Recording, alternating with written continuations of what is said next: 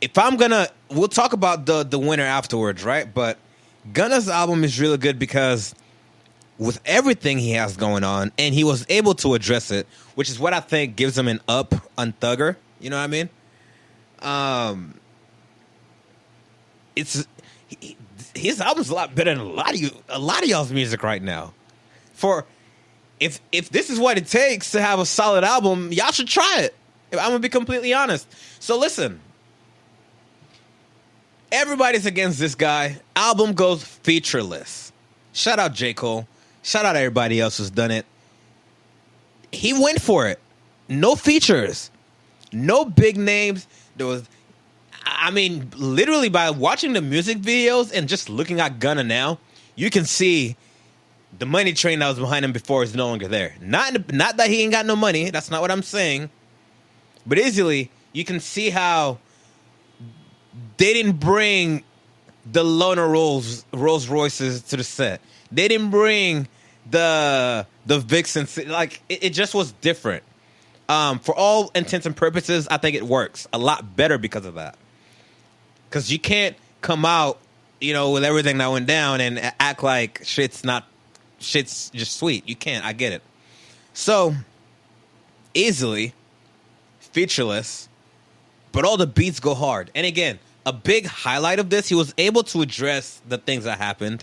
He's able to address the industry, the friends he had, the people who's turned on him, and his current situation.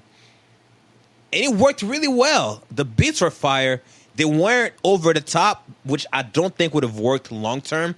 Because again, you can't be pushing that type of energy with the energy you got going on around you. So I think it really played well into it. So let's look at it. Artwork, I think Thugs. I don't know. It's interesting because again, Thug's artwork was cool. I don't think that's the one he would have chosen.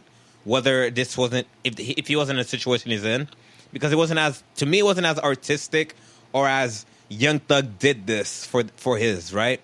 But for Gunna again, you can kind of see Illustrator. You know what I mean?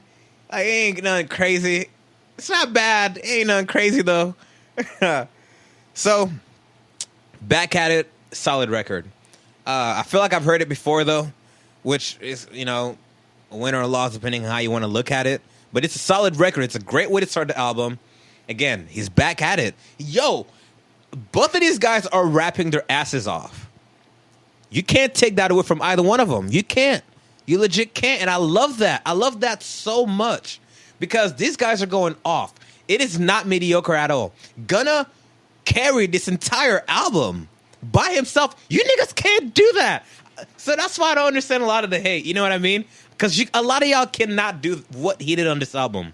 Obviously professional. He's been doing this. He's crazy with the energy. But you guys aren't seeing Gunna. You know what I mean? Is what I'm going to say right now. Back to the Moon, solid record. Again, I'd love to put these on as we were discussing them.